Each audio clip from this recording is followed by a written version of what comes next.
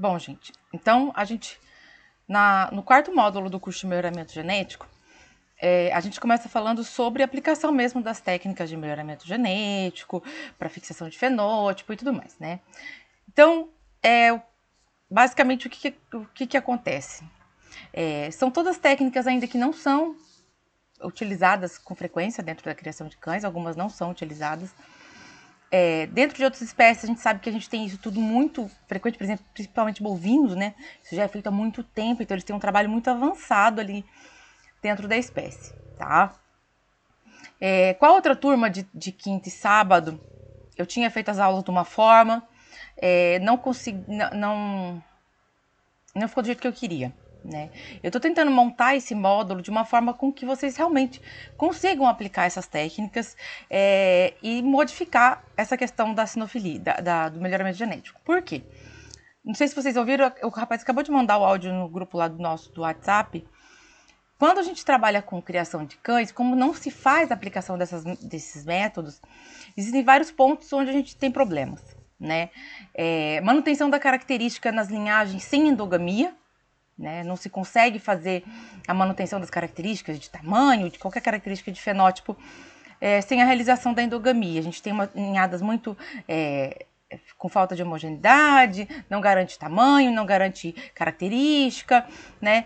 E aí, com a endogamia, a gente tem diversos problemas, e sem a endogamia, a gente não consegue manter o padrão e as características que a gente deseja, né?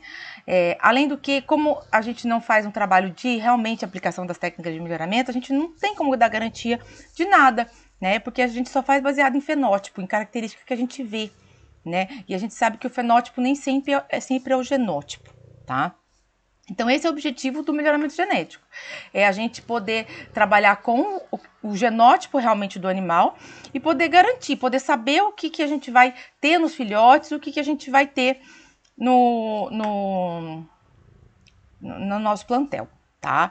Então, assim, eu dividi basicamente em dois objetivos principais, tá?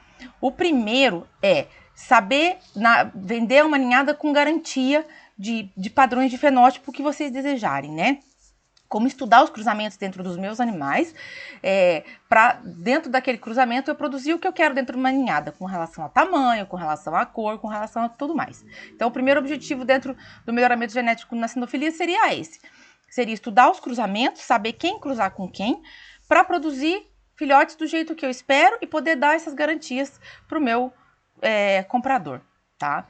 E o outro objetivo seria produzir um padreador, né, um macho, que seja testado com teste de progênie, tá? Eu tô conseguindo simplificar da melhor forma possível, mais fácil de aplicar, né?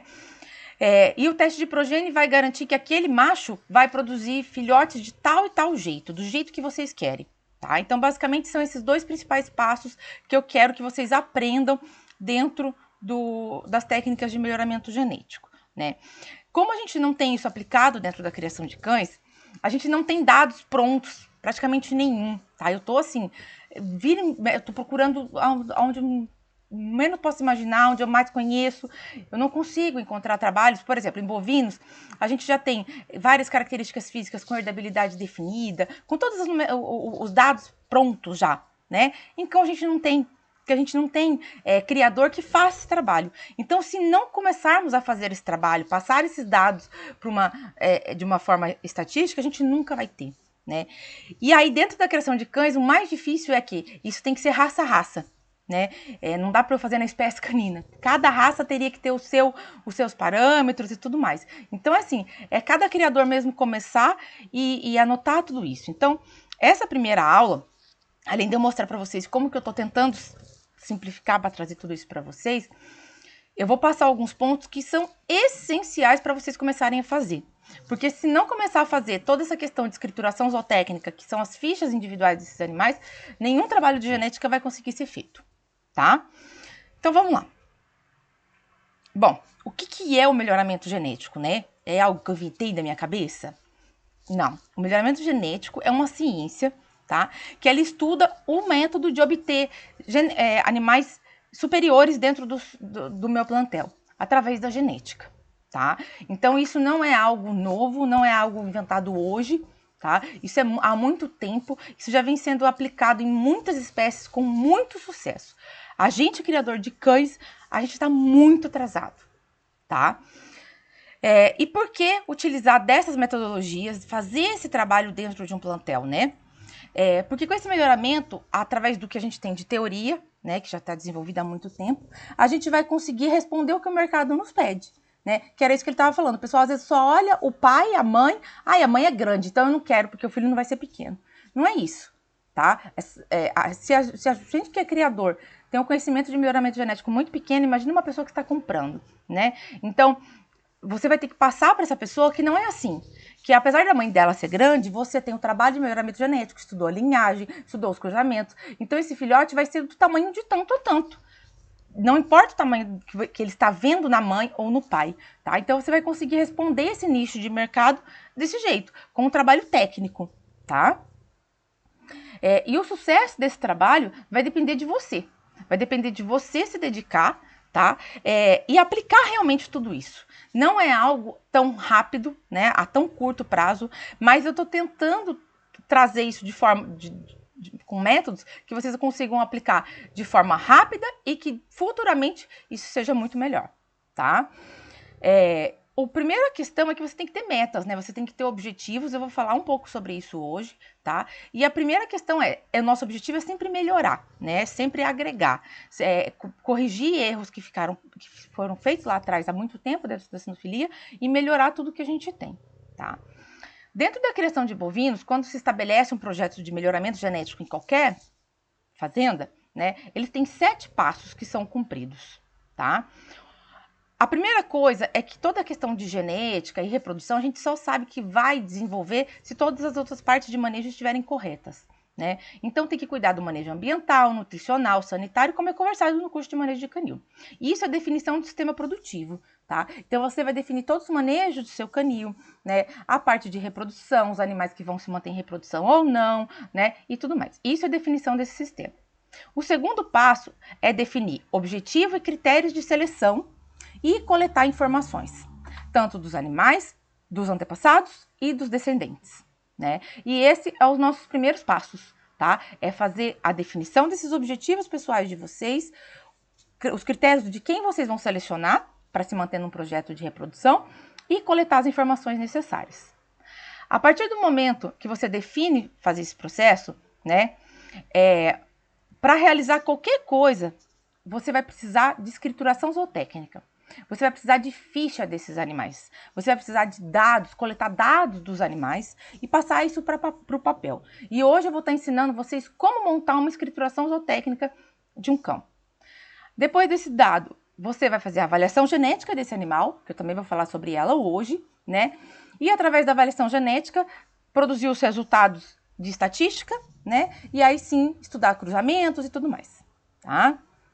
Bom, o melhoramento genético ele não é nada sem as biotecnologias, sem o uso da inseminação artificial principalmente, né? O que adianta eu produzir um macho top que eu vou dar garantia de tudo, né? Se eu não vou poder sair ele não pode cruzar com outras fêmeas para não transmitir doenças, né? Se na monta natural ele não vai conseguir viabilizar um número tão grande de doses de sêmen. Então o melhoramento genético ele é extremamente importante ser comunicado, ser ligado, principalmente com o uso da inseminação artificial e para nós criadores da venda do sêmen, tá? A gente falou sobre isso na aula de reprodução do módulo 2. Tirem essa mentalidade atrasada de trocar sêmen por filhote. Se você quer fazer isso, nem entra num trabalho desse de melhoramento genético, de tentar produzir um padreador e tudo mais, porque não vale a pena. Para que você vai produzir um padreador tão bom para depois ficar naquela dor de cabeça? Nasceu um, é macho, vende, não vende, nasceu uma fêmea. Parem com isso. Botem na cabeça que tem que existir a venda do sêmen. Esse é o papel do macho na gestação. Então, se alguém tem o objetivo de produzir um macho desse, com teste de progênie para dar garantia, é para venda de sêmen, certo? Então, através do uso da inseminação e do resfriamento do sêmen, no caso dos cães, a gente vai conseguir difundir esse material de forma muito maior, né? Outra coisa também que existe na criação de cães é aquela questão assim, porque eu não vou deixar meu macho cruzar com qualquer uma, porque é o meu macho, eu que produzi genética, que não sei o quê. A partir do momento que a gente tem um macho bom, testado, né? O que ele passa eu sei. Se a fêmea do cara não presta e não vai produzir filhos bons, é problema dele. Por isso que essa história de pegar filhote também é super complicado, né? Então a venda do sêmen vai ocorrer, você vai explicar o porquê do seu macho você está fazendo a venda do sêmen, dessa questão das características, e que as características da fêmea vão influenciar, mas que isso não é sua responsabilidade. As garantias estão aqui, certo? Bom, e aí? Então, a gente tentando entrar numa questão dessa, melhorar toda essa questão de genética, o começo de tudo é selecionar matrizes e padreadores, né? E aí entra também aquela nossa questão do apego pessoal. Muitas vezes a gente sonhou com um animal de certa linhagem, de certa cor, de certo padrão, de certo estilo, e aquele animal pode acontecer dele não ser próprio para um trabalho de melhoramento genético ou nem de reprodução, porque tem problemas e tudo mais. Quantas vezes mas eu paguei uma fortuna nesse cachorro e ele tem uma doença hereditária e não vai poder reproduzir? Não, não pode reproduzir, não deve reproduzir, né? Então, a gente tem que realmente pensar em tudo que a gente deseja produzir, né? E que às vezes aquele cão, que por mais que eu tenha sonhado, eu tenha esperado tanto, se ele não vai me produzir aquilo que eu desejo e vai realmente prejudicar toda a questão do melhoramento genético, não vale a pena ele entrar nesse projeto, tá? Então a gente tem que pensar também o que um macho vai precisar e o que uma fêmea vai precisar dentro da reprodução. São papéis diferentes, desde a parte de reprodução, óbvia, né? Mas na parte de genética também. É diferente dentro de um plantel o papel do macho e o papel da fêmea, tá? A gente tem que pensar que as nossas matrizes, os nossos reprodutores são máquinas de fazer gametas, né? Então a célula dele vai sofrer meiose, né? E metade do DNA dele vai passar para o espermatozoide ou para o óvulo. E aí, quando a gente pensa nisso, a gente tem que lembrar que os cromossomos são sempre 2, né? E aí, na hora da divisão, como que eu vou saber quem foi e quem não foi para o espermatozoide? A gente não tem como saber, né? Então é um Kinder Ovo, é uma caixinha de surpresas.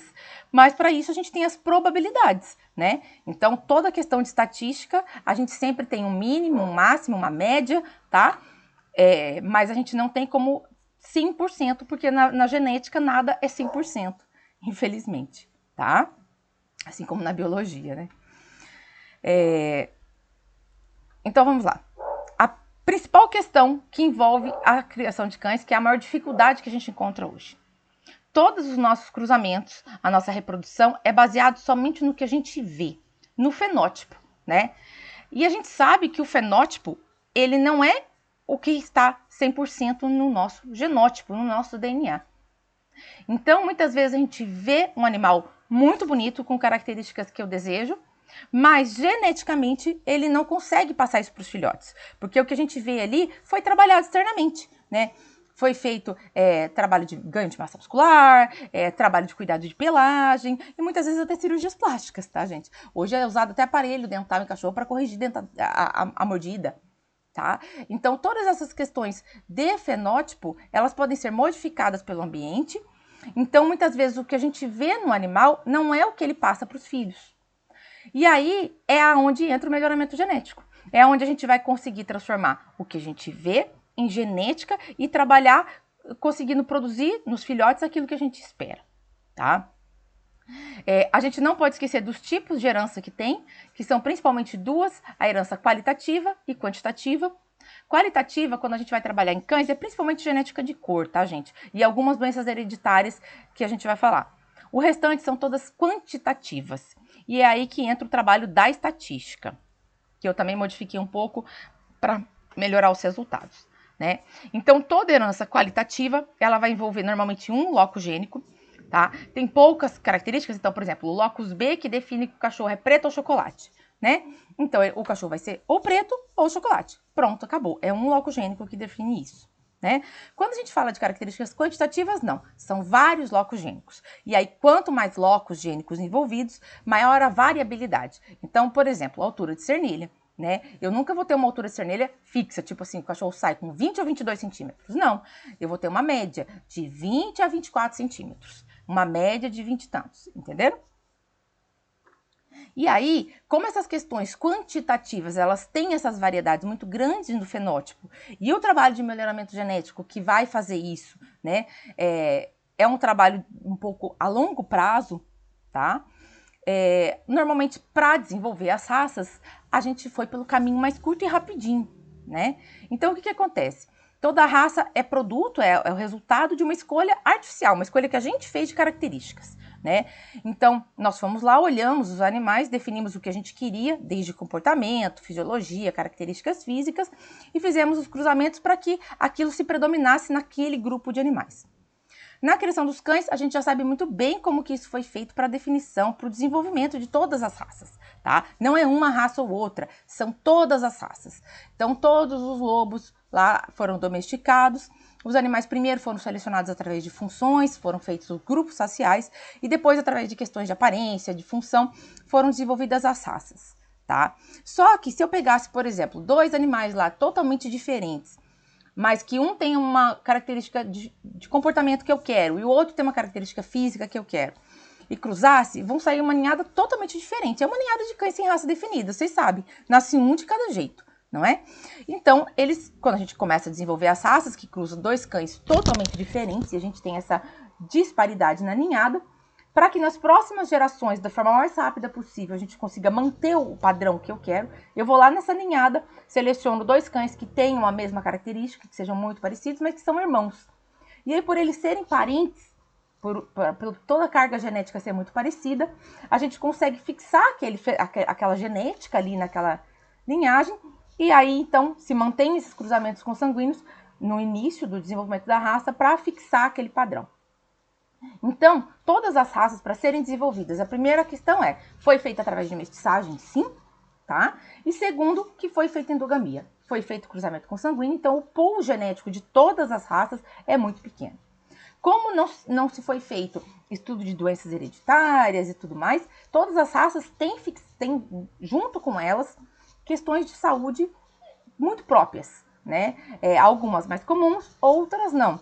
Mas todas as raças têm as suas doenças hereditárias, genéticas, de fundo hereditário, que são comuns. E isso ocorreu por causa dessa questão aqui atrás, tá? Do pool genético reduzido e porque não se estudava essas doenças hereditárias, tá? Hoje a gente tem mais de 400 raças, né? Geneticamente a gente consegue identificar elas, então existem testes de DNA para identificar se aqueles animais são de tal raça ou de outras raças, e toda raça em desenvolvimento também chega um momento onde se consegue testar esse genótipo, né, para garantir que aquele cão tal realmente tem tantos % de tal raça e tudo mais, tá? Então todas as raças foram feitas através dessa endogamia. Então, eu tenho sim uma homogeneidade na ninhada, né? Em poucas gerações eu consigo um resultado. Mas, assim como eu seleciono as características de fenótipo que eu desejo, eu também seleciono os problemas de saúde, né? Então, junto com elas, vem as doenças hereditárias que ficam ligadas a essas raças.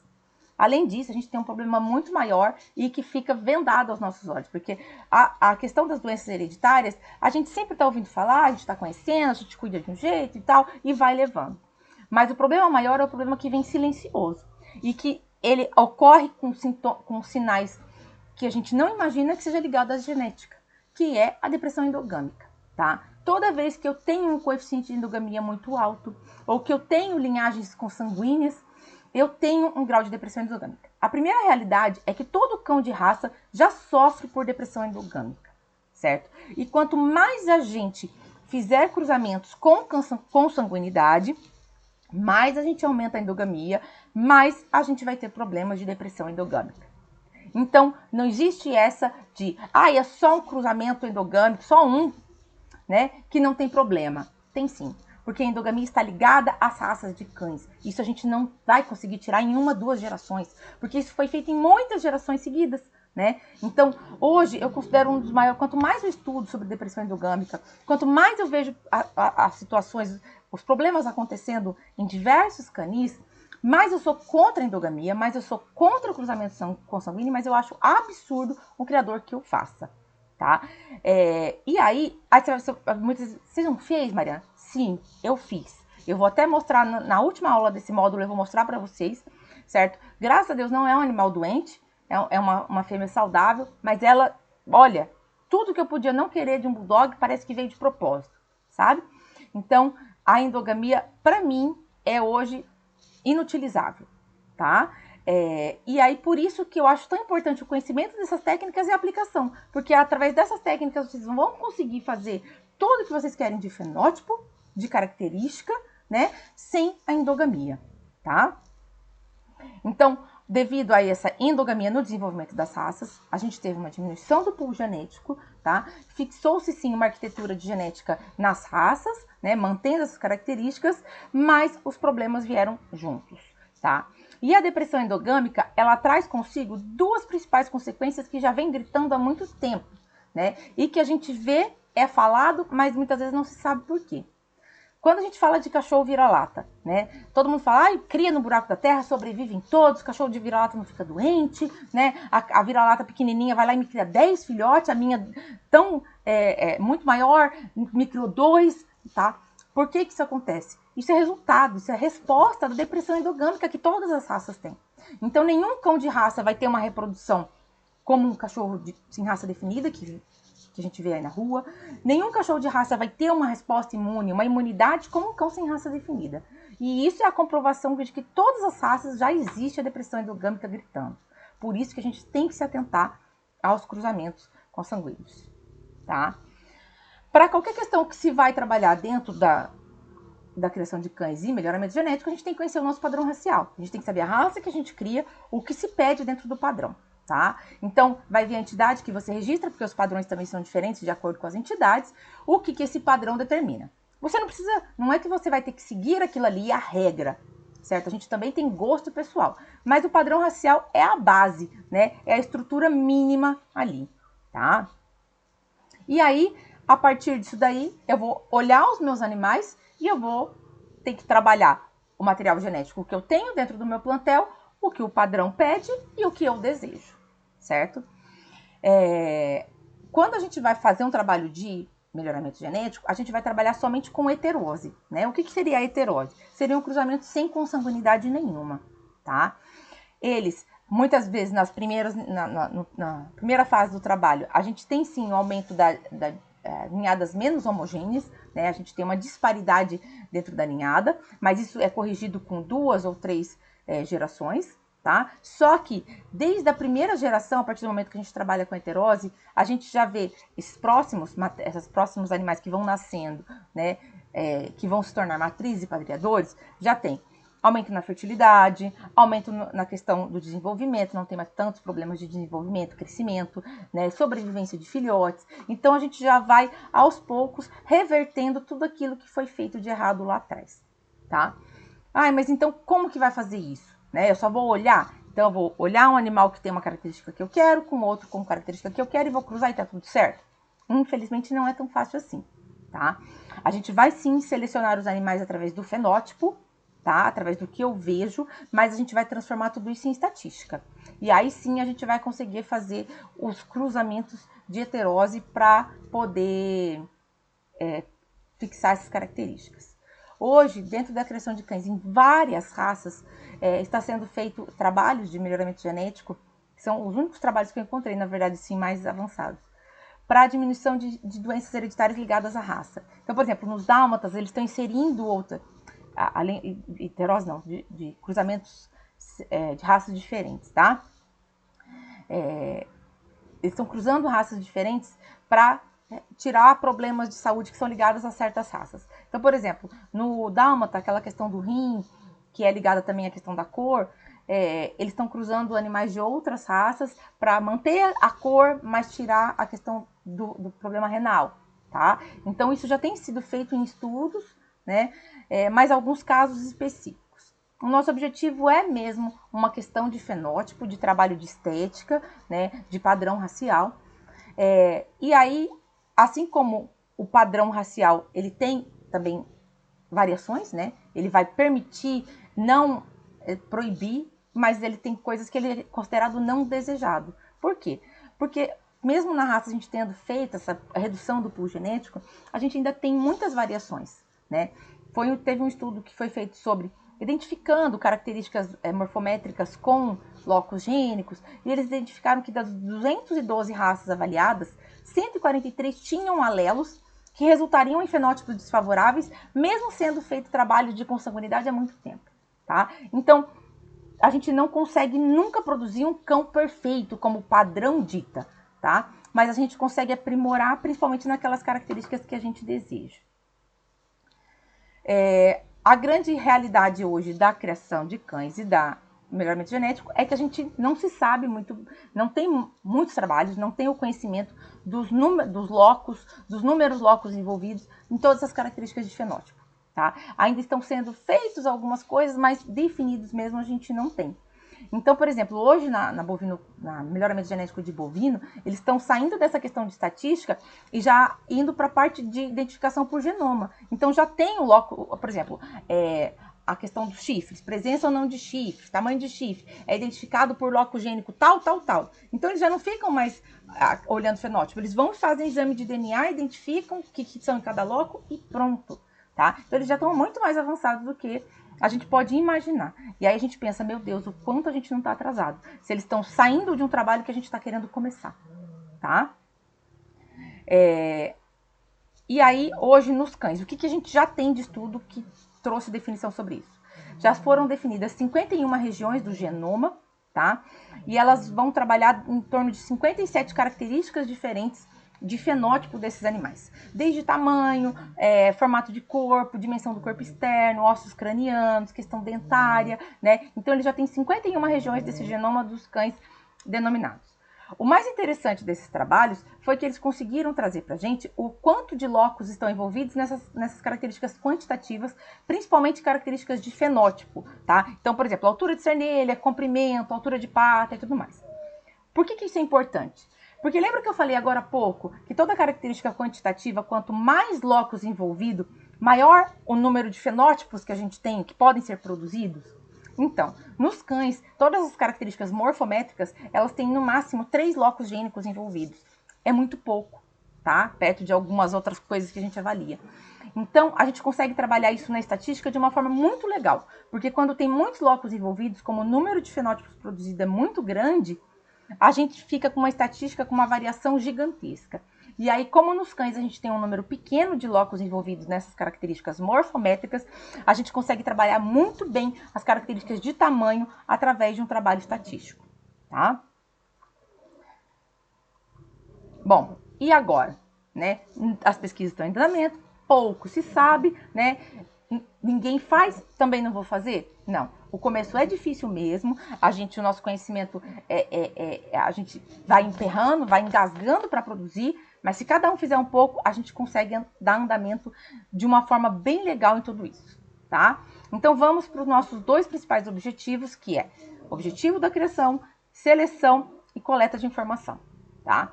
Primeira coisa, quando a gente vai trabalhar um melhoramento animal, né, que a gente vai alterar geneticamente as populações, frequência de alelo e tudo mais, a gente tem que ter objetivos, né? A gente tem que definir os nossos objetivos. O que é importante para você? Então, basicamente, eu vejo 2 objetivos. Primeiro, que é muito importante para o melhoramento genético, são os objetivos gerais. Você está produzindo filhotes para serem vendidos para qual finalidade? Os seus filhotes são vendidos para pet, para companhia.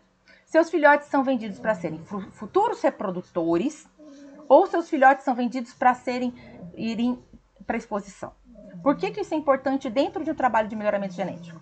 Porque dependendo da finalidade desses filhotes, eu vou focar a minha atenção em pontos diferentes. Então, olha só, se eu estou produzindo animais para companhia, para pet, eu preciso ver, em primeiro lugar, saúde, né? São animais que vão para novas famílias, aquela historinha que a gente sempre fala. Então, eu preciso focar principalmente no controle de doenças hereditárias, de fundo hereditário. E segunda coisa, eu preciso ver o que o mercado pede. Então, aqui, para vender animais de companhia, eu tenho sim que conhecer o padrão da raça, mas muitas vezes o padrão da raça não é o que o mercado está me pedindo, né? Então, no mercado pet, por exemplo, tem lá, hoje Spitz está na moda, mas é muito valorizado Spitz Merle. Ai, mas Merle não está no padrão da raça. Mas o mercado está pedindo. E eu não estou vendendo cachorro para ser reprodutor, nem para ir para exposição. Eu estou vendendo cachorro para ir para companhia. Então eu preciso de animais que tenham um valor melhor no mercado e tenham uma saída melhor. Certo? Então, se você está vendendo animais para companhia, você tem que focar na saúde desses animais e no fenótipo de acordo com o que o mercado pede. Não, eu também quero vender para reprodução. Eu quero vender para pet e para reprodução. Ou então eu quero vender para reprodução. Quando a gente vai vender para 2 nichos de mercado, a gente vai ter que fazer uma questão de seleção de cruzamentos diferentes, tá, gente? Então, por exemplo, esse cruzamento eu vou fazer para venda de reprodutor. Esse cruzamento eu vou fazer para venda de companhia, tá? Quando a gente vai trabalhar com reprodutores, né, novamente a gente tem que pegar na questão da saúde. Por quê? Mais ainda do que um animal para companhia. Porque esse reprodutor, além de ter que ter saúde para conseguir reproduzir, esse animal ele precisa de saúde, de toda a questão de doenças hereditárias muito bem estudada, para não passar isso para sua descendência, não é? Então todos os reprodutores precisam ter estudo, principalmente de problemas hereditários, doenças genéticas, muito bem feito, tá? A questão do fenótipo é extremamente importante, tá? Por quê? Porque esses animais vão ter que produzir filhos com características que eu desejo, não é? A pessoa que está comprando um reprodutor meu é porque ela viu naquele reprodutor características que ela quer. Aí o que ela adianta comprar um filho desse reprodutor que não vai produzir para ela os filhos com a mesma característica que ela viu no meu cachorro que ela quis? Então eu preciso de um reprodutor que produza filhos que vão manter essa característica. E a gente só consegue isso através dos testes de progênie e da questão do melhoramento genético, tá? Então o fenótipo é extremamente importante de ser trabalhado. E além disso, a gente precisa de animais com capacidade reprodutiva. E é aqui onde entra o mais importante do melhoramento genético, que é a não fazer endogamia e tirar essa questão da depressão endogâmica. Tá? Além disso, também estudar parâmetros de comportamento reprodutivo e de características reprodutivas que são herdadas, que também vou falar sobre isso. Agora, quando a gente fala de cães de exposição, aí a gente tem que trabalhar muito o fenótipo, tá? A exposição, ela pede medidas, ela pede toda a questão de estrutura física de animais, então a gente tem que se dedicar muito ao estudo e dedicação ao fenótipo, também à saúde, tá? Mas ao fenótipo dentro da questão de exposição. E aí, quando você define esses objetivos, você já tem definido também o que você vai dar de garantia, né? E elaboração de contrato. Isso é muito importante, tá? Então, num pet para companhia, você vai dar garantia que esse animal vai ter saúde, certo? Você não vai dar garantia, você vai deixar no seu contrato muito bem descrito que esse animal tem que ser castrado, as fêmeas após o primeiro cio, os machos em torno de 6 a 8 meses de idade, certo? Que você não vai entregar a documentação desse animal sem a comprovação de castração, certo? E que você não dá garantias que esse animal possa ser um reprodutor no futuro, porque ele está sendo vendido para companhia. Isso é muito importante, tá? Porque isso não está sendo trabalhado para a produção desses filhotes. Esses filhotes não devem ser destinados à reprodução. Agora, quando você vende reprodutor, você tem que dar essa garantia. Até porque se você não fizer um contrato e não der essa garantia, e acontecer algum problema, essa pessoa entrar na justiça, não, ele sabia que eu estava comprando um reprodutor, você vai perder. Porque você tinha que ter dado essas garantias, tinha que substituir esse animal e tudo mais, certo? Garantia de produção de filhote para exposição, aí já é um pouco mais complicado, tá? Mas aí é de acordo com o acordo. Os principais 2 nichos de mercado seriam esses, pets e reprodutores. Bom, então, a partir desse momento, a partir que eu defini, eu vou produzir filhotes para qual finalidade, que eu já sei quais o que eu vou selecionar de critério, de avaliação, né, que eu vou buscar. Eu vou ter que selecionar quem vai me produzir esses filhotes, né? Então, eu vou ter que selecionar padreadores e matrizes. E aqui a maior parte dos criadores iniciantes. Os criadores, quando a gente vai começar a criação, as minhas primeiras matrizes de bulldog francês eram horrorosas, eram medonhas, certo? Se você olha a foto, tem foto delas até hoje no Facebook. Horrorosa, dá vergonha de falar que eram matrizes, né? Mas porque a gente começa assim, a gente começa sem saber nada, né? E aí a gente já começa errado porque a gente investe em matriz errada, essas matrizes erradas vão produzir filhotes errados, que vão nos dar dor de cabeça, vão nos dar despesa e não nos vão dar lucros, né? Então, o grande segredo é começar bem, é selecionando bons padreadores e boas matrizes, certo?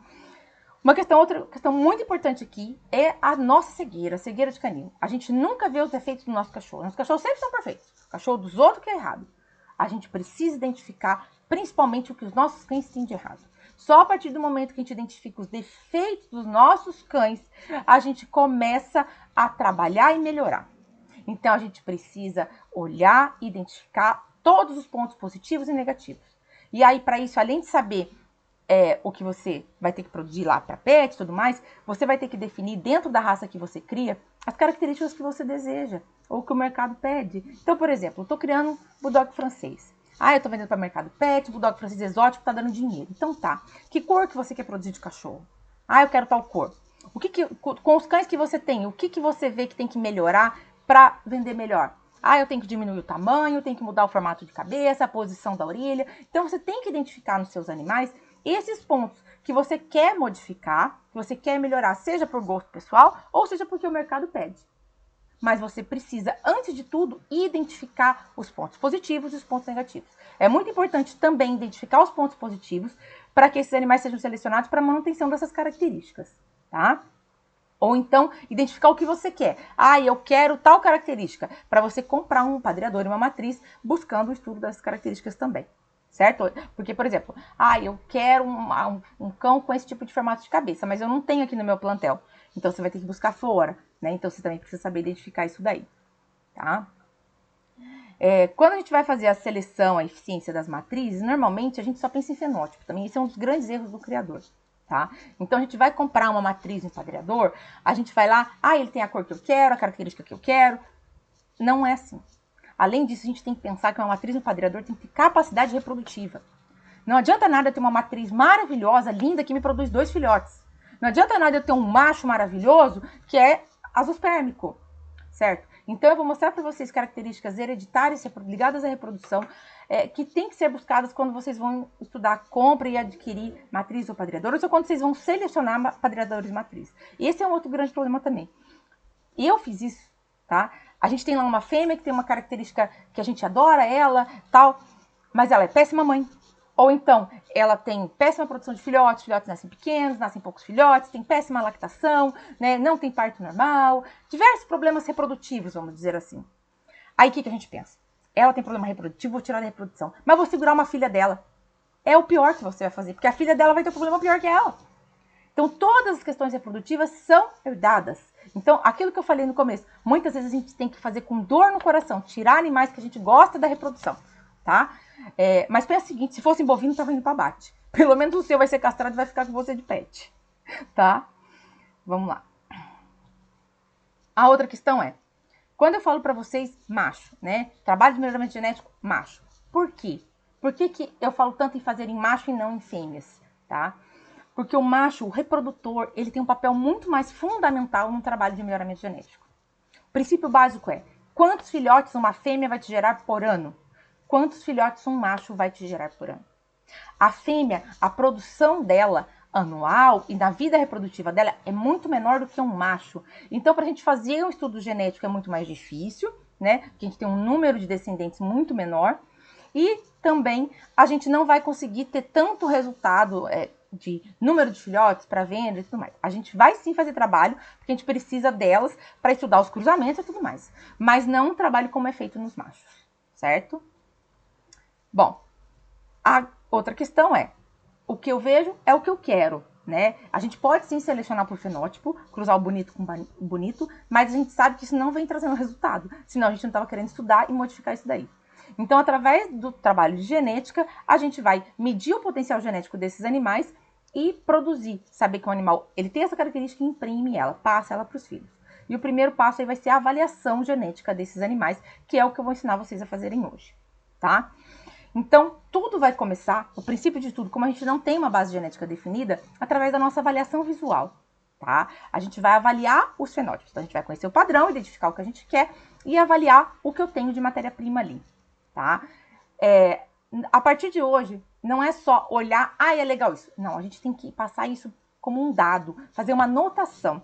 Tudo que a gente vê, a gente vai ter que transformar em número, em medida, tá? Para poder realmente transformar isso num trabalho de melhoramento genético.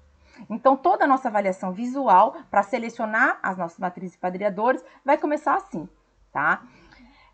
A gente pode fazer isso através de medições, de notas, como eu vou ensinar para vocês. Você vai selecionar os animais, né? Um lote de animal, um número de animais que você tem, para você poder fazer isso tudo.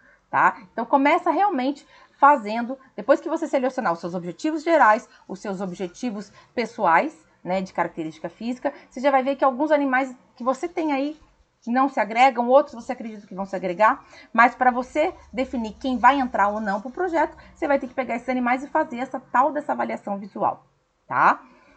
Não se esqueça que a gente tem que ter definido os nossos objetivos. Não adianta nada eu fazer avaliação visual, estou buscando que característica? Ah, não sei se eu quero aumentar o tamanho, diminuir, não. Tem que ter definido o que você quer, tá? E aí, são principalmente 2 tipos de avaliações, tá?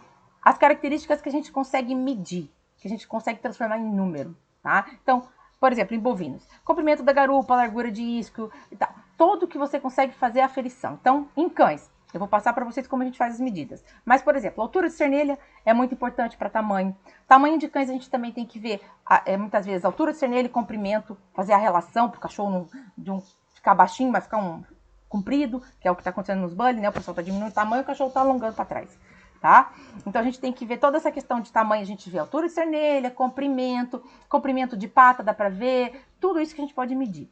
Quando a gente trabalha com características que a gente não consegue medir, por exemplo, eu quero trabalhar a característica como temperamento, eu quero trabalhar a característica como comportamento materno, a gente vai dar notas, né? Então, a gente vai estabelecer o que é um comportamento materno ruim. É quando ela não amamenta, quando ela não tem leite, quando ela não limpa os filhotes. Então, você vai dar uma nota 1.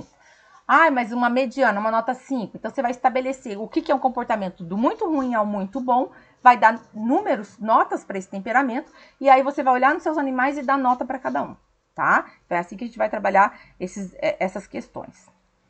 Bom, não se esqueçam que todas as características têm influência ambiental, tá? Então, não é porque o animal, eu estou vendo aquela característica que ela realmente vai ser assim geneticamente. O ambiente influencia. Existem características que o ambiente influencia mais e menos. É aqui que entra a maior dificuldade que a gente tem. Nos bovinos, a gente tem a tal da herdabilidade já muito bem conhecida. O que é herdabilidade? Eles fizeram um estudo genético já tão avançado que cada característica tem lá o quanto ela é, a porcentagem dessa característica é pelo ambiente ou é pela genética. Então, por exemplo, uma característica de alta herdabilidade, ela tem influência do ambiente, mas é pequeno. Então, não importa se o bovino vai ser criado aqui no sul ou aí no nordeste. Apesar dele ser criado em regiões totalmente diferentes, aquela característica o que predomina é o genótipo, então é fácil de ser trabalhada. Outras características é o contrário, o ambiente influencia muito. Nos cães a gente não tem definido esses cálculos de herdabilidade, tá? Então, o que a gente sabe? Que principalmente a questão de tamanho e de medidas, que é o que a gente mais busca hoje no fenótipo, as características quando elas são mensuráveis, então altura de cernelha, em centímetros e tudo mais, elas são de alta herdabilidade, tá? Então, todo mundo que quer trabalhar com peso, que eu sei que a maior parte das pessoas querem trabalhar com tamanho, não esqueçam peso, tá? Peso de animal, ele sofre muita influência nutricional, ambiental, então a gente sempre vai trabalhar com aferições métricas, com medidas, tá? Tem que começar a medir os cães.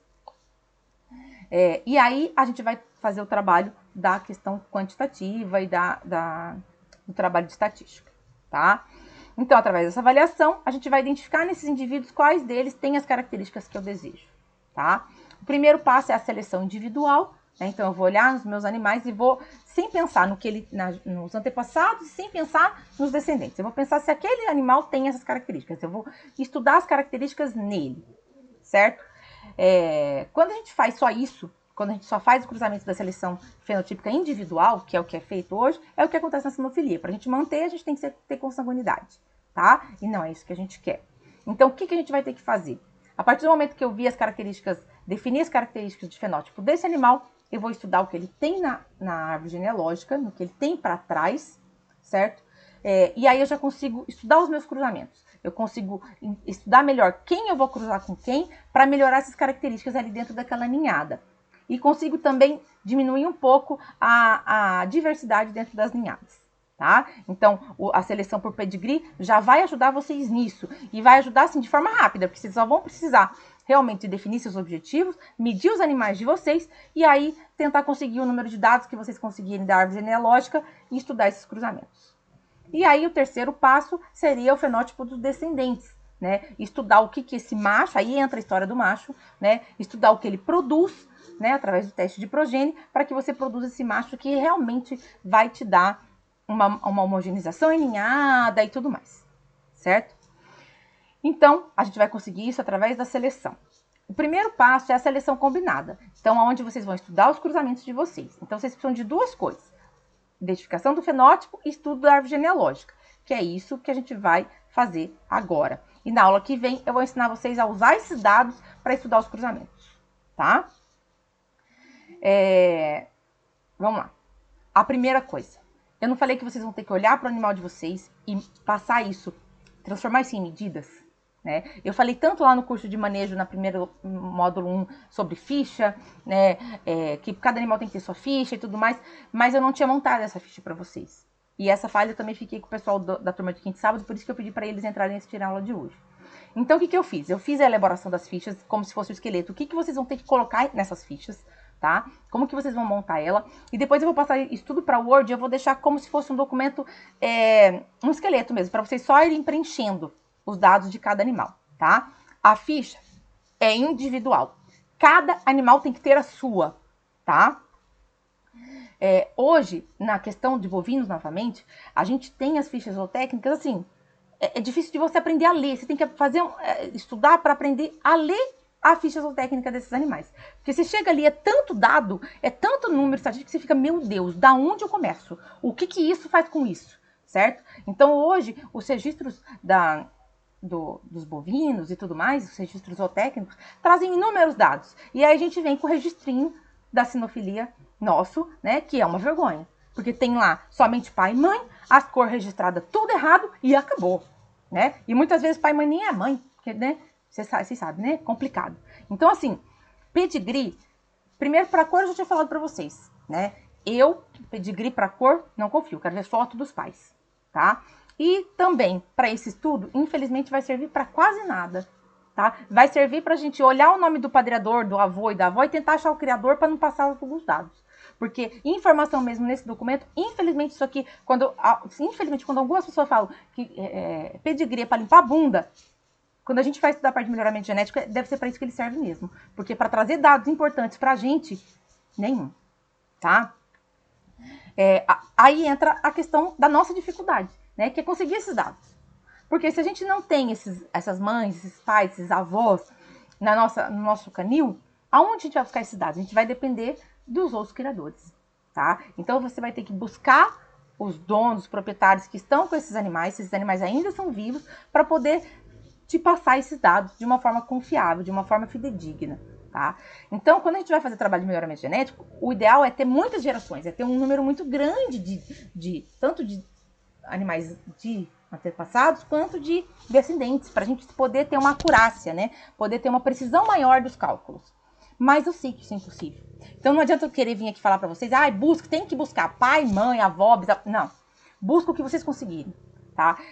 O fato de ter 3, 4 animais já é um começo. Quanto mais a gente vai passando as gerações e vocês vão fazendo esse trabalho, mais dados a gente vão ter. Entendeu? Porque eu falei para vocês que a gente precisa começar a fazer isso. Porque hoje a gente não consegue obter os dados. Mas se a gente começa a fazer isso, em questão, um macho aí produzindo aí 1 ano, quantas filhotes ele não vai ter? Quantas gerações a gente não vai ter? Olha como esses dados vão crescer de uma forma muito mais exponencial, muito mais rápida do que em bovino. Pensa, a vaca, ela cria 1 boi por ano. A sua cadela mesmo, que a gente falou que as fêmeas, a gente nem faz trabalho porque não produz tanto, ela produz mais que uma vaca. E eles estão muito mais avançados do que a gente, tá? Então, normalmente nas outras aulas eu tinha falado que a gente precisava colocar sobre datas, extensão de nascimento, tinha colocado de uma forma bem ampla quais eram esses dados que vocês iam colocar. E agora eu vou explicar de forma bem detalhada tudo que vocês têm que colocar.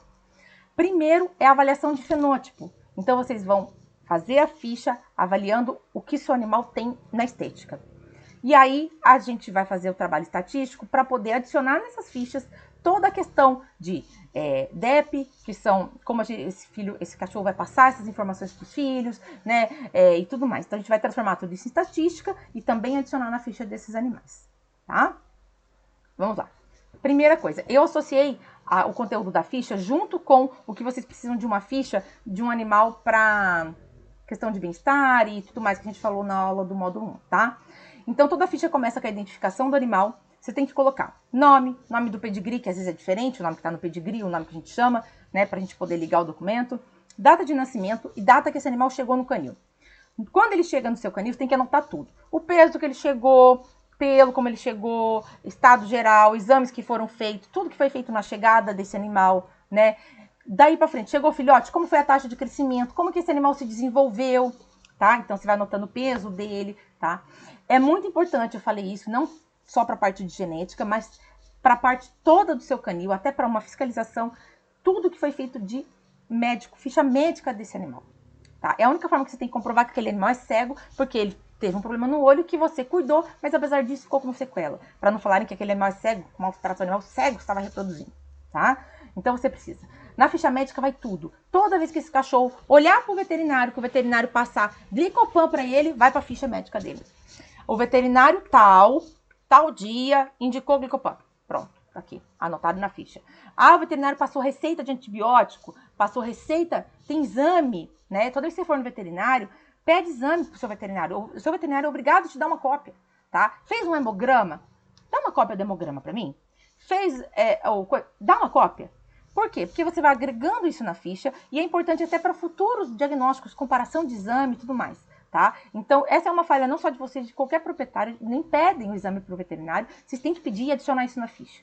Tá? E tudo que acontecer de saúde desse animal, desde detalhes, problema de pele, é uma unha que caiu, você vai anotar na ficha. Sempre com data e sempre com resultado. Então, por exemplo, o animal passou pelo veterinário, foi diagnosticado doença do carrapato, fez hemograma, tá lá o hemograma, foi tratado com qual medicação? Doxiciclina, tantos miligramas, do dia tal ao dia tal.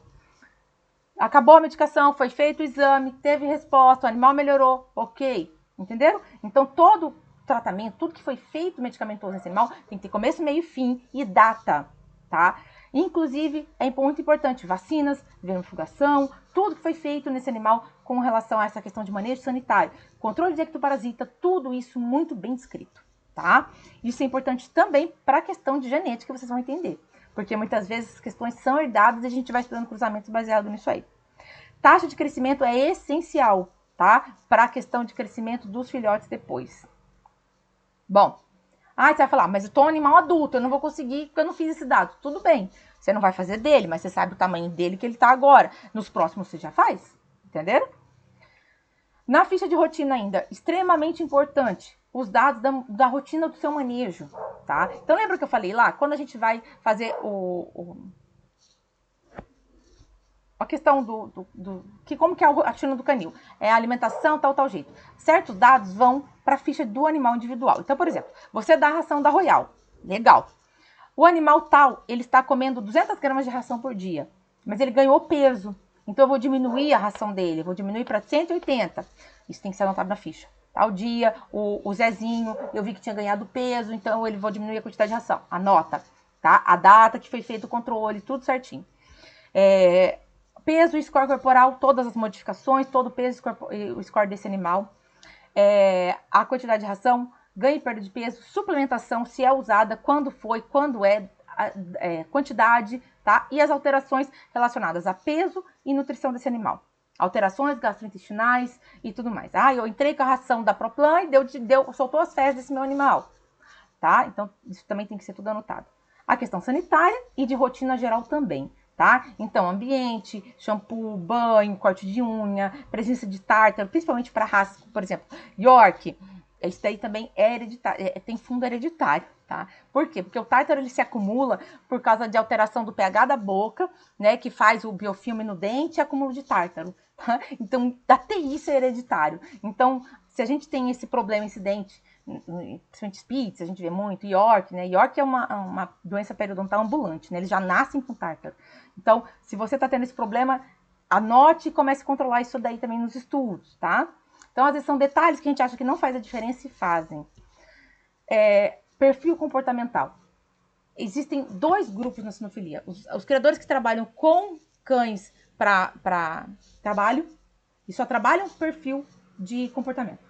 Não tá nem aí com estética. E tem o criador que trabalha só com estética. Só cachorro para pet. E aí aqueles cachorros que nem a gente fala. Shih Tzu e Pinscher é o demônio. Entrou dentro da clínica, você se prepara que vai ser o demônio que vai te comer. Os Pitbull te olha e vira de barriga para cima. Tá? Mas por quê? Porque essa questão comportamental não vem sendo trabalhada a maior parte das vezes em raças pet. Isso leva a abandono, diversos problemas. Tá? Então, perfil comportamental tem que começar a ser notado. Características comportamentais. Eu penei muito em Bulldog francês, eu vou falar sobre isso no módulo de Bulldog.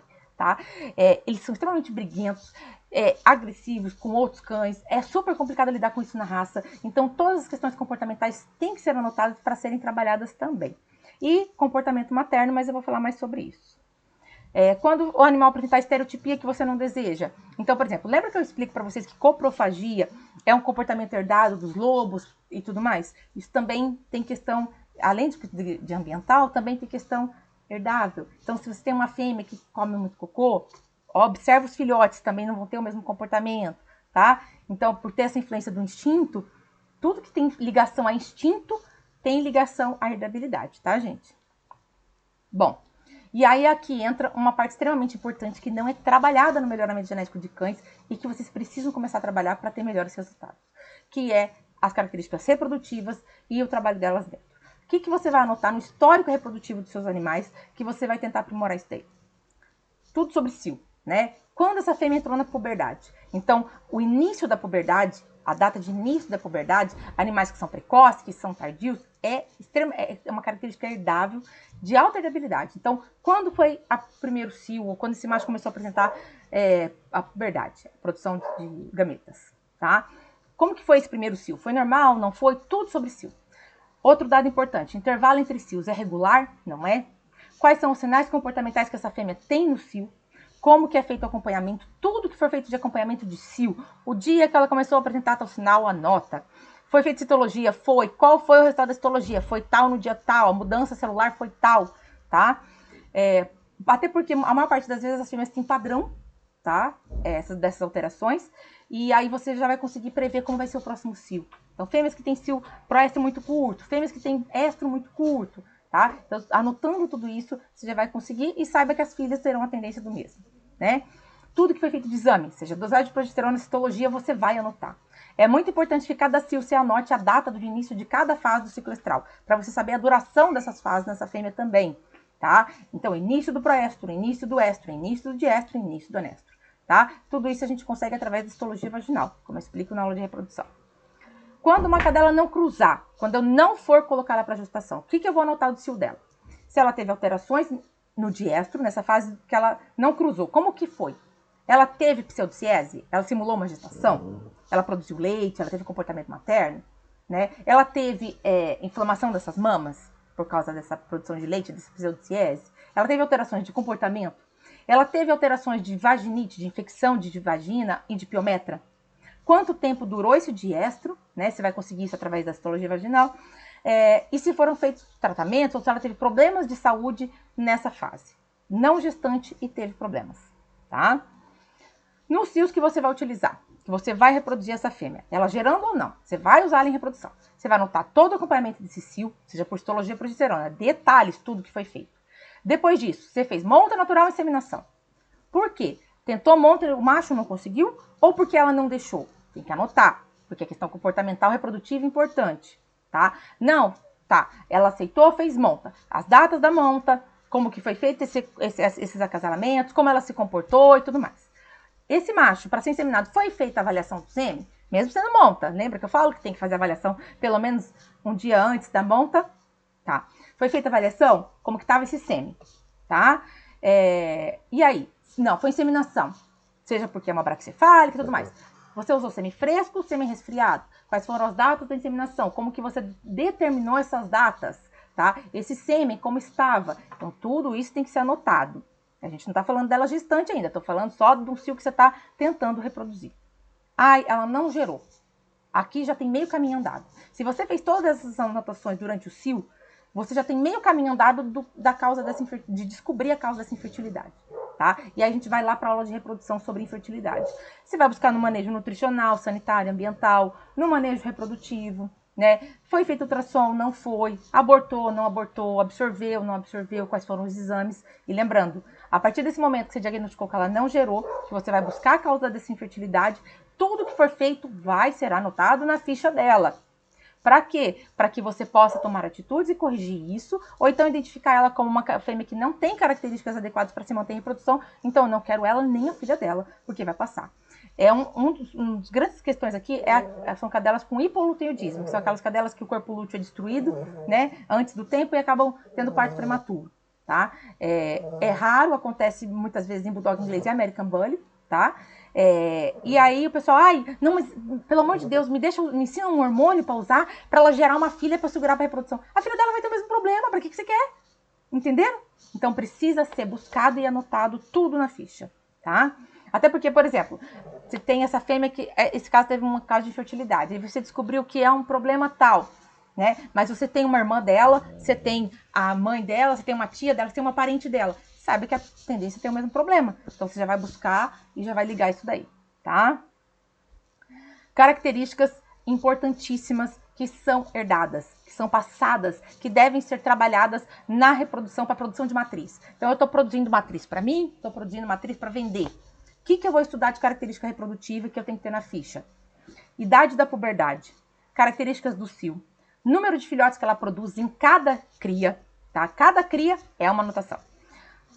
Sobre trabalho de parto, todos os detalhes sobre trabalho de parto. E, importante, cadelas, que a gente quer aumentar a taxa de parto normal, a gente fala sobre isso no módulo de gestação, raio-x do quadril para fazer a pelvimetria, tá? Formato de pelve. Isso é herdado, pode ser trabalhado no melhoramento genético. Foi cesárea, não foi? Como foi a sua recuperação e como foi seu puerpério? O que é o puerpério? Pós-parto. Principalmente produção de leite, tá? Fêmeas que têm boa produção de leite, característica altamente herdável, tá? Então, produção de leite é uma das principais características a se trabalhar nas fêmeas de reprodução. Comportamento materno. Gente, extremamente importante.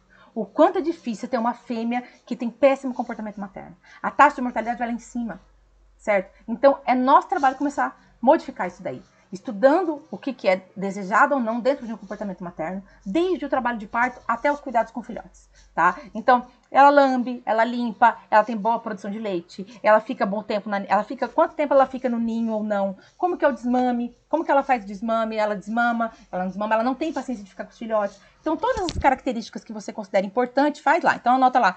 Por exemplo, ela fica bastante tempo com os filhotes? Ela limpa os filhotes? Ela faz o trabalho de parto, come as placentas e cuida dos filhotes? Então, todos esses detalhes de comportamento materno, anote e dá uma nota. Então, por exemplo, o tempo que ela fica no ninho. Nota 1, uma mãe que não fica, não gosta, não tem paciência. Nota 5 para uma mãe que razoável. Nota 10 para uma mãe que é ótima mãe, fica o tempo todo no ninho, tá? Então, vocês vão estabelecer notas para todos esses comportamentos.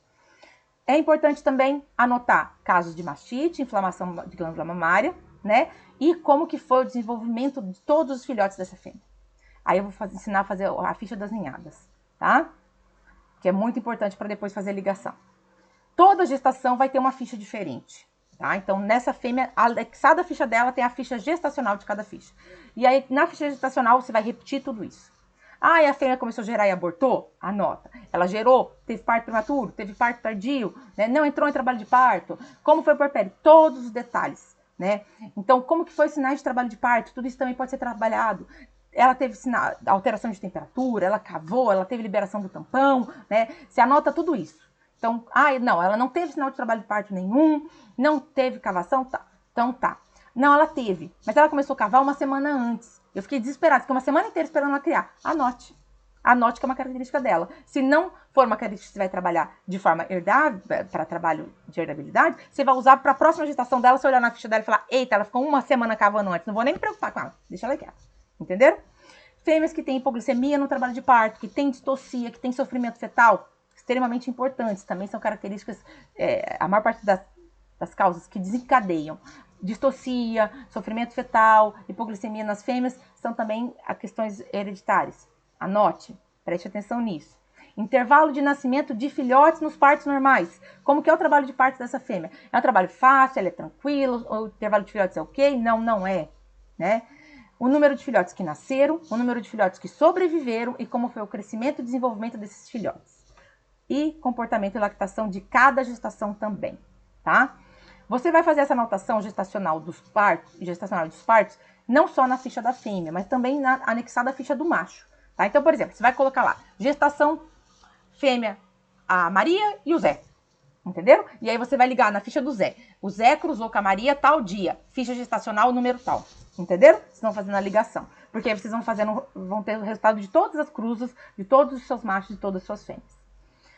No store também gestacional e parto, anotem sobre a alimentação dessa fêmea, como que foi, porque a gente sabe que tem fêmea que se debilita no pós-parto, emagrece muito, perde muito peso, né? Então, ela foi assim, como que você vai fazer para recuperar no próximo, né? Será que isso também é uma questão herdada? toda a suplementação, vacina, tudo que vocês anotarem, tudo que foi feito na gestação e no parto dessa fêmea. Você deu uma gota de probiótico para ela, porque no 25º dia de gestação, ela teve uma dor de barriga. Aí você foi lá e deu probiótico. Anota na ficha, certo? Ai, olha, aquela fêmea, ela tem alteração gastrointestinal na gestação. Então, na gestação que vem, eu já vou precaver isso daí. Eu já vou mudar o meu manejo para melhorar isso daí, tá? Visitas ao veterinário, exame nem preciso falar. Se na gestação ela teve problema, anemia, vaginite, problema de pele, que é muito comum por causa da baixa imunidade, tudo isso tem que ser anotado, tá? É o que eu falei, essas fichas não vão servir só para questão genética, mas também para questão de controle de vocês da parte de manejo, tá? Vai mudar muita coisa nos cuidados e prever problemas que vão acontecer aí. Acompanhamento, comportamento materno. Detalhes, né? Do acompanhamento da gestação, tudo que você fez, ultrassom, radiografia, os resultados, né? Você calculou a data do parto? Como? Eu calculei pela monta. Ela criou dentro do prazo que você tinha calculado? Sim ou não? Porque tem fêmeas que têm mesmo uma gestação mais curta, outras que têm gestação um pouco mais longa, né? Não, eu calculei diéstico citológico, bateu com as contas? Não bateu, tá? Tudo isso tem que ser anotado. Teve intervenção no trabalho de parto? O que foi feito? Foi feita medicação? Não foi? Foi cesárea? Não foi? O que foi feito para determinar se era hora de cesárea ou não? No pós-parto, principalmente sangramento, tá, gente? Cadela que sangra muito no pós-parto, que demora para se recuperar. Produção de leite, se teve mastite, se perdeu muito peso, se teve perda de pelo e lesão de pele, né? E no desmame, como que foi feito? Se foi feito a secagem do leite com as medicações, né? E quanto tempo ela demorou para se recuperar no pós-parto. Então, a fêmea desmamou no dia 5 de janeiro. Ela estava com peso tal. Ela emagreceu muito, perdeu pelo. Quando foi que essa fêmea se recuperou? O que foi feito nesse período para ela se recuperar e quando foi que ela se recuperou, tá? Isso daí interfere também na data de entrada no próximo cio, não se esqueçam disso. E do macho? Do macho é bem menos coisa, é um pouco mais simples, né? Idade da puberdade, muito importante. Libido, se esse animal tem libido ou não, né? Quando se iniciou a produção espermática, então quando a gente vê que o macho já começa a apresentar comportamento libidinoso, já começa a coletar, que nem eu falo para vocês, ensinar a coleta, né? Para ver quando começa a produzir, anotem. E aí, quando ele começar a produzir, lembrem que a puberdade tem uma produção, no início da puberdade a produção espermática é um pouco ruim, isso vai melhorando. É importante você estar anotando sempre que fizer os exames, para ver como que essa produção espermática vai melhorar e atingir o seu pico, tá? Então, todo exame espermático que fizer, todo andrológico, vai ser anotado na ficha do macho, né? Característica comportamental, nem se fala. Tem que ser anotado tudo de comportamento, libido, ligado à reprodução ou não, tá? Todas as vezes que foi pai, você vai anotar que ele cruzou ou que ele foi pai, né? Então, ele cruzou com a fêmea tal dia. Pronto, a ficha tá lá. Então, você já vai saber que se ele cruzou com a fêmea tal, ele teve uma ninhada de 5, nasceram 2 filhotes com problema congênito. E aí? Da onde veio? Entenderam? A questão importante de tudo isso. Número de filhotes que ele produziu em cada ninhada, tá? Número de machos, número de fêmeas. E o desenvolvimento desses filhotes. Como foram o crescimento desses filhotes? O crescimento desses filhotes com a fêmea tal. Isso já facilita muito, porque muitas vezes fica aquela. Eu tenho um problema que às vezes o filhote não tem um problema tal de saúde. Será que veio do pai? Será que veio da mãe? Então, se você já tem tudo isso anotado, você vai buscar nas fichas desse macho. Olha, ele cruzou com a fêmea tal. Teve problema nessas vezes? Não, então não é do macho. A tendência é ser mais da fêmea. Ou não, já teve outras ninhadas. Então, eu vou tomar cuidado com ele. Entenderam? Então, é muito importante a anotação de tudo isso na ficha do macho. E outra coisa extremamente importante. Lembra que eu falei da importância, acabamos de falar da importância das características comportamentais como mãe? Características maternas, né? Isso é herdado? Então, você vai estudar isso nas suas fêmeas. E o macho? Ele não tem comportamento materno. Mas aonde você vai buscar essas características? Na mãe dele. Na avó dele. Porque essas características são herdadas também. Então, você vai buscar na linhagem de mães, pelo menos desse macho, como são as características comportamentais. Porque se você quiser corrigir ou modificar isso daí numa ninhada, você vai usar esse dado, tá? Então, as características da mãe, você vai buscar essa característica de comportamento materno e anotar na ficha dele. Se você não tem essa fêmea, você vai pedir para o criador, dono, ver o que ele pode te informar. Explica por que você está fazendo isso. A partir daí, você vai fazer a ficha da ninhada. Então, você fez a ficha gestacional, você vai fazer a ficha da ninhada. Nasceu a ninhada, você vai fazer a ficha que vai começar com o nome do pai e da mãe e com todo o histórico que foi das cruzas desses animais, tá? E aí você vai ligar fêmea tal, ficha gestacional tal, né? E aí você vai anotar tudo o que aconteceu com esses filhotes.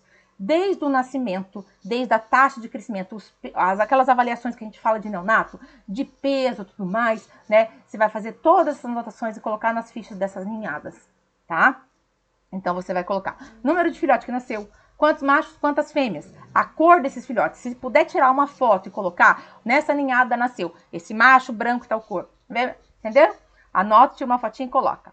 Não importa se nasceu vivo, morto, se nasceu e vai sobreviver. O importante é você saber o número que nasceu, o tanto de macho, o tanto de fêmea e a cor. Entendeu?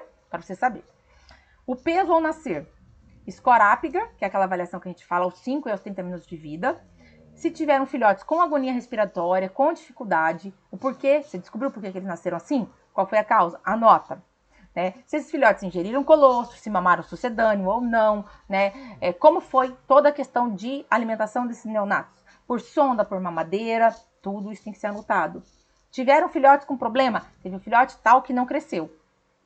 Qual foi? Tem que anotar lá, na taxa de crescimento. Filhote, esse filhote teve broncoaspirou. Filhote macho, branco e fulvo, broncoaspirou e teve uma pneumonia. Anota. Tudo o que acontecer você vai anotar na ficha de ninhada individual de cada filhote, tá?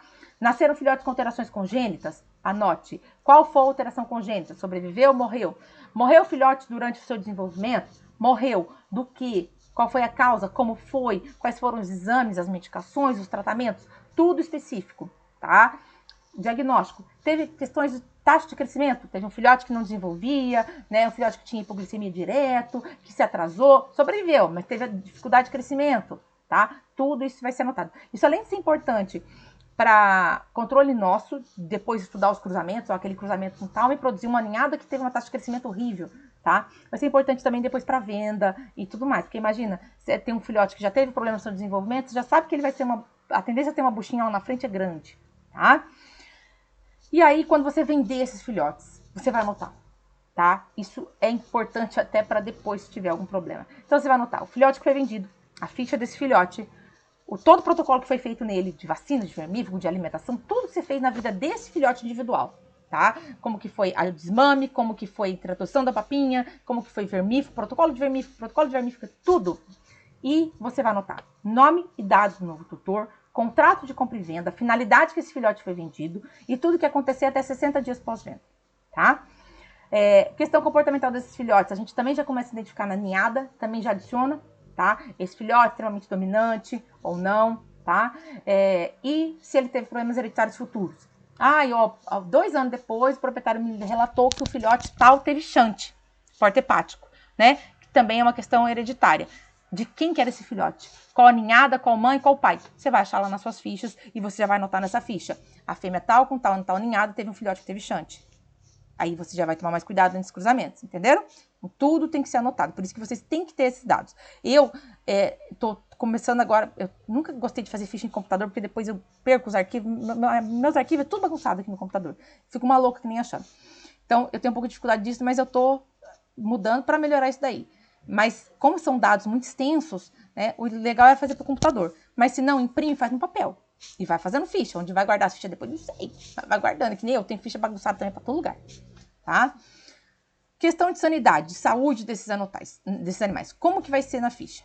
A gente vai anotar defeitos genéticos, de fundo hereditário e de imunidade desses animais para trabalhar isso na genética também. Tá? Então, as doenças de fundo hereditária. Quais foram avaliadas nesse animal? Quais foram os exames, quais os resultados, tá? E se os pais têm também, pais e avós, quais gerações já tem? Por exemplo, no pastor alemão, a gente já tem estudo de coxa femoral, muitas gerações, então vai adicionando isso daí, tá? Tem consanguinidade nessa linhagem? Tem cruzamento consanguíneo? Qual? Lá, anota, tá? Por que é importante anotar na ficha, deixar claro? Cruzamento consanguíneo, pai com mãe, ela é filha de pai, mesmo pai, tá?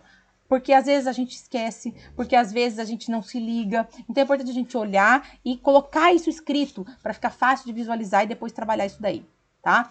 Imunidade, alterações que esse animal tem. Esse animal é um animal com imunidade alterada, imunidade debilitada? Ou não? Não, ele é tranquilo, não tem esse problema. Anote também, tá? Doenças genéticas foram avaliadas? Quais os resultados, tá? E como que a gente vai estudar isso daí? Tá? A gente tem que lembrar quais são os problemas hereditários, os tipos de problemas hereditários. Lá na aula de genética, tudo explicado, eu só trouxe aqui para relembrar, tá? Então, Problema hereditário genético, aqueles que são feitos testes de DNA, identificado quem que é no loco tal de tal doença genética, tá? Vai depender da raça que você vai estudar também. Então, a gente tem que lembrar que essas doenças genéticas, elas podem ser autossômicas recessivas. Então, ela tem que ser azinho para ser doente, né? Azão não é doente, azinho não é doente, mas pode produzir filhos doentes. Como que a gente vai estudar os cruzamentos? Então, por exemplo, eu tenho um animal que é azão. Eu sei que eu vou cruzar com qualquer um, porque ele sempre vai passar um azão, nenhum dos filhos dele vai ser doente.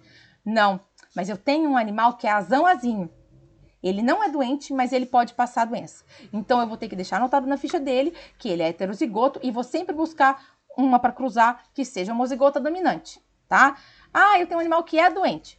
E eu não indico cruzar reprodução desses casos, mas se for reproduzir, tem que ser sempre com azão. Porque aí todos os filhos vão ser portadores, mas nenhum doente. Além disso, a gente tem as doenças hereditárias que são dominantes, né? Então, são autossômicas dominantes. E aí, a vantagem é que elas são de penetrância não completa, que nem a gente explica, né? Então, como que a gente vai fazer o estudo desses cruzamentos? Então, quando eu estou fazendo teste de DNA, que eu identifico uma doença hereditária autossômica, tá? A gente vai fazer os cruzamentos da seguinte forma. Quando eu tenho animais homozigotos recessivos, eles não são doentes. E aí, cruzando recessivo com recessivo, 100% é recessivo, ninguém é doente. Perfeito. Quando eu tenho um animal heterozigoto, ele já tem alguns sinais da doença, mas é leve, né? Eu sempre vou cruzar ele com um animal que é homozigoto recessivo. 50% da ninhada vai ser heterozigota, vai ter o problema, mas de forma leve, 50% não vai ter. E se eu tenho um animal que é azão, ele tem uma gravidade um pouco maior da doença, eu não acho viável reproduzir. Mas se for reproduzir, sempre com animal homozigoto recessivo. Dessa forma, 100% seria heterozigota. Quais problemas? A aula de doença hereditária e aí algumas coisas eu vou falar também nas aulas específicas de raça, tá? E as doenças de fundo hereditário, que são aquelas que a gente não... São vários locos gênicos que determinam. Bom, aí entra o problema que a gente não tem exame de DNA, a gente precisa dos exames de imagem, tá? Mas a gente vai fazer. E aí, a gente vai ter que estudar os cruzamentos de uma forma mais subjetiva. E a gente não pode nunca dar garantia que os filhotes nunca vão ter o problema. Mas a gente precisa fazer o controle. A principal questão é, as doenças de fundo hereditários, problemas como displasia coxamural e tudo mais, como eles são diversos locos gênicos e tudo mais, nem pensar em endogamia, tá? Então, consanguinidade, se você tem problemas de fundo hereditário, como displasia coxamural, luxação de patela e tudo mais, olha, esquece, tá? A gente vai ter que estudar os cruzamentos e sempre fazendo heterose. Bom, quais são os segredos para estudar os cruzamentos de problemas de fundo hereditário? O principal é ter indivíduos normais, né? E se tiver um animal afetado, que seja pouco afetado, e esse animal obrigatoriamente vai ter que cruzar com o animal o mais perfeito possível, tá? A questão da determinação, quem é normal, quem não é, quem é mais grave, quem não é, depende da doença e dos exames que foram feitos, tá? Mas a gente sempre vai escolher indivíduos com pouco parentesco, né? E que sejam afetados na menor proporção. Não se esqueçam, depressão endogâmica, consanguinidade, ligado à depressão endogâmica. Então, se você já tem matriz e padreadores que têm endogamia na linhagem, esqueçam consanguinidade e estejam preparados para o efeito fundador, que é essa depressão endogâmica que vem há muitas gerações e vai perpetuar por algumas, tá? O que a gente tem de resultado da depressão endogâmica? Alta taxa de mortalidade de filhote, diminuição de fertilidade e fecundidade, diminuição da imunidade, aumento da frequência de doença hereditária e congênita e debilidade de filhote, tá? Então, fiquem de olho nisso. E se tem um macho e uma fêmea que já tem endogamia na linhagem, que tem esse tipo de problema, já esqueçam para reprodução, tá? Bom, estudando saúde, tudo isso que eu tô falando, gente, é só uma forma de vocês montarem a ficha, tá? Novamente, vocês vão ter que ouvir o objetivo de vocês, o animal de vocês, os exames que estão feitos no animal de vocês, para poder passar para isso. E o estudo de cruzamento, a gente vai falar nas próximas aulas, tá? Que é só para como vocês vão anotar e montar essas fichas. Cor. Que cor você quer produzir, né? É a primeira coisa. Bom, quando a gente vai buscar um macho, eu preciso de um macho que possa me produzir uma gama grande de cor. Então, genética de cor, quando a gente vai trabalhar isso dentro de um plantel, eu sempre tenho que buscar os machos que têm a maior variabilidade possível. Depois disso, que possa me produzir uma gama de cores maior possível. Depois disso, de acordo com as fêmeas que eu tenho, eu vou jogando esse macho, porque ele me produz tudo que eu quero. então eu jogo na fêmea A, ele vai me produzir azul com tanto, entenderam? Então, genética de cores, essa questão é muito importante de você produzir um macho com uma boa variabilidade. Aí você não vai ligar na cor registrada pedigree, esquece da cor que tá lá, você vai identificar e fazer o genótipo que nem eu ensinei, tá? Se não tiver algum bloco ali que você não consegue identificar, DNA de cor, $40, tá? E aí você vai saber que cor esse animal é geneticamente e que cor ele produz, que é o mais importante. E deixa anotado na ficha dele. Não vai toda vez que ter que cruzar esse animal ou pensar num cruzamento, você vai ter que fazer o genótipo dele de novo. Faça uma vez. Vai lá, pega a aula, pega os slides que eu mandei para vocês. Ninguém me mandou. Preenche e manda para mim. Eu vou ajudar vocês a fazer correção. Você já tem o genótipo daquele animal, tá? Então vai lá, preenche o genótipo, você já vai saber que cor que ele produz. Isso na hora que vocês vão ver, que na hora de estudar cruzamento para genética de cor, nossa, é uma mão na roda, tá? E aí, terminando genética de cor, a gente vai para a parte mais difícil, que é a avaliação do fenótipo. Tá? Primeira coisa, o que não é permitido no padrão da sua raça, né? Quais são as falhas que não são permitidas, o que você tem que... E se tem algum dos animais que você está pensando em selecionar, tem, né? E se esses animais, apesar de às vezes não terem a característica, já tiveram filhos com essa característica. Isso é importante também de ser anotado na ficha de avaliação de fenótipo, tá? Vocês também vão entender isso quando a gente falar sobre estudo do cruzamento. O que te agrada nos fenótipos e que você vai tentar medir. E como que isso foi já produzido. Não se esqueçam que avaliações visuais é dada uma nota, tá? Então, por exemplo, algumas avaliações visuais que podem ser dadas notas. Formato, tamanho de orelha, tipo de olhos, tipo de pelagem. Pelagem a gente não tem como medir, né? Então, você vai ver nos animais, por exemplo, no Spitz, a questão da pelagem é muito...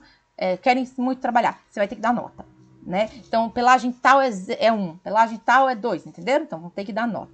Movimentação, característica comportamental, tudo isso dado nota. Avaliação estatística medida. E aí? Aí entra o que medir, que eu vou ensinar agora para vocês, tá? Aqui vocês vão ter que ter os objetivos muito bem definidos, das características que vocês querem manter ou alterar, e individual. Aquele animal tem uma altura de cernelha que me agrada. Aquela fêmea não tem uma altura de cernelha que me agrada. Então, cada característica de fenótipo tem que ser individual. A anotação na ficha é individual, tá? Não se esqueçam das fêmeas, da manutenção das características, como hereditários, reprodutivo, endogamia e comportamento, tá? E nos machos, doenças hereditárias, genética de cor, variabilidade, fenótipo, né? Então, nos machos é muito mais coisa que a gente tem que trabalhar ao mesmo tempo para ser um bom padreador. Então, a gente tem que ter um macho limpo de doença hereditária, genética de cor com uma boa variabilidade, um fenótipo exemplar para fazer correção e manutenção do que eu tenho nas fêmeas, né? E comportamental e genealógico também. As fêmeas, elas são só para manutenção. Então, a gente vai estudar as características dela, né? E o que ela tiver de defeito, eu vou ter o macho tal para melhorar. Entenderam? Porque é muito mais importante a produção, o estudo do macho. Bom, então esse macho vai corrigir essas características que não me agradam, manter as características que me agradam, tá? Então, o estudo desses detalhes dos machos e o aprimoramento dessas características é muito mais importante. Bom, vamos à avaliação do fenótipo individual. Quanto mais detalhada a anotação, mais você vai conseguir extrair de benefício. Tamanho. Quem quer trabalhar com tamanho? Esqueçam quilo, tá? Eu vou falar sobre controlar tamanho através da altura de cernelha, comprimento e a relação dos dois, tá? Mas eu vou mostrar tudo isso, como a gente vai fazer perfeitinho. Quem quer trabalhar com massa muscular? Não adianta querer trabalhar, a gente não dá para fazer relação de altura e peso. Por quê? Porque a massa muscular é um tecido que pesa muito e tem pouco volume.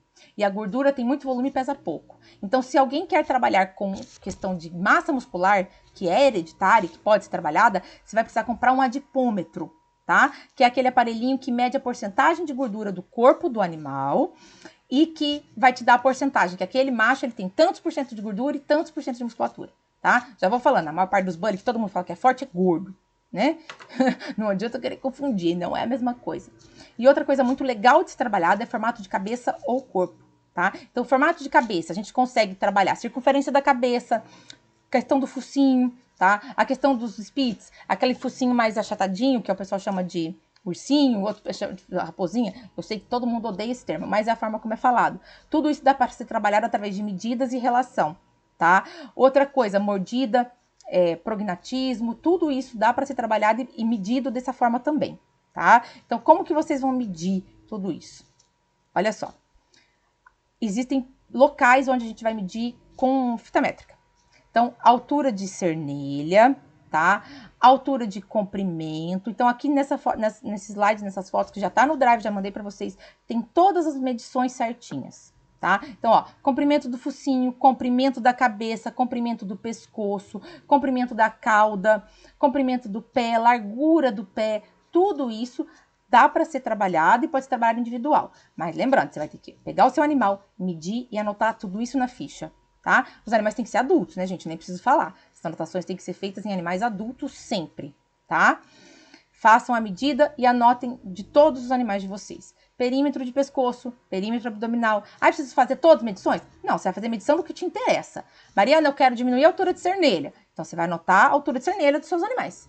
Não, eu quero a relação, cernelha e comprimento. Tá, eu quero tamanho de crânio, vai medir o crânio de todo mundo. Você não precisa fazer a medição de todas que eu tô passando. Você vai medir de acordo com o que você quer trabalhar, tá? E anotar nas suas fichas.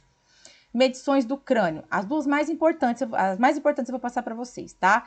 É essa medida aqui do crânio, tá? E o comprimento. Essa relação é importante para a gente diminuir e aumentar o tamanho do focinho e a relação da mandíbula para não aumentar, diminuir o focinho e o maxilar ficar para fora, que é o prognatismo, que é isso que está acontecendo com os Spitz. Os Spitz estão ficando prognata porque estão cruzando cães de formato de crânio diferente para diminuir essa carinha, mudar essa carinha, mas não estão estudando essas medidas. Então tá vindo um monte de Spitz prognata. Tá? Então, essas medidas são super importantes. Essa lateral, o comprimento e a da mandíbula, para quem quer trabalhar isso daí. Nos bullies também, tá? Quem quer trabalhar focinho mais achatado e tudo mais. São essas medidas que a gente tira do crânio. Todas medidas externas, tá, gente? Uma fita métrica simplesmente. Não tem segredo nenhum. A partir desse momento, então, você vai ter tudo isso anotado na ficha, todas as medidas, e aí a gente vai começar com o trabalho, que é fazer a média, desvio padrão da árvore genealógica e o teste de progênie, que são as próximas aulas. Tá? Então, a ficha, a elaboração da ficha exotécnica é essencial, certo?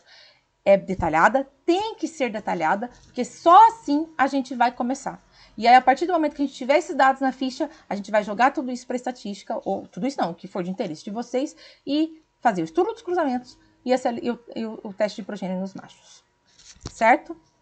Eu espero que tenha, eu acho que ficou bem mais, eu consegui passar melhor o que eu queria para vocês da forma de fazer esse trabalho, certo? Deixa eu pausar a gravação aqui.